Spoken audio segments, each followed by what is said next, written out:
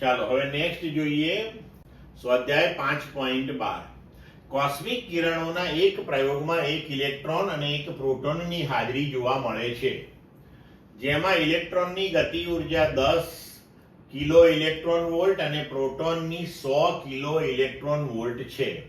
કોણ ઝડપી હશે, ઇલેક્ટ્રોન કે પ્રોટોન? બંનેની ઝડપનો ગુણોત્તર મેળવો.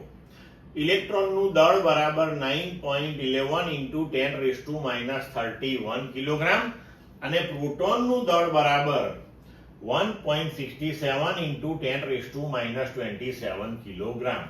1 ઇલેક્ટ્રોન વોલ્ટ બરાબર 1.6 × 10⁻19 જૂલ. આટલી માહિતી આપણને આપેલી છે.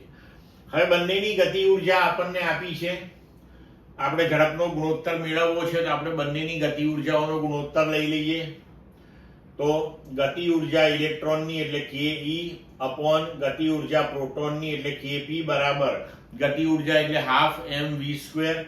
તો ½ mv² ઇલેક્ટ્રોન માટે, ½ mv² પ્રોટોન માટે. બરોબર. હવે આ ગતિ ઉર્જાઓના મૂલ્ય આપણને આપેલા છે અહીંયા આગળ કે ke એ 10 કિલો ઇલેક્ટ્રોન વોલ્ટ અને પ્રોટોનની ગતિ ઉર્જા 100 કિલો ઇલેક્ટ્રોન વોલ્ટ. તો આપણે મૂલ્ય મૂકી દઈએ તો આ ગુણોત્તર થઈ ગયો 1/10. અહીંયા હાફ હાફ આપણે કેન્સલ કરી દઈએ અને me એટલે કે ઇલેક્ટ્રોનનું દળ 9.11 × 10⁻31 ગુણ્યા ve² અપોન 1.67 × 10⁻27 ગુણ્યા vp² બરાબર 1/10. હવે આને આપણે સાદું રૂપ આપી ને જમણી બાજુએ ગોઠવી દઈએ તો ve² અપોન vp² બરાબર 183.3 થશે. બંને બાજુએ આપણે વર્ગમૂળ લઈએ તો ve અપોન vp બરાબર 13.53 થશે.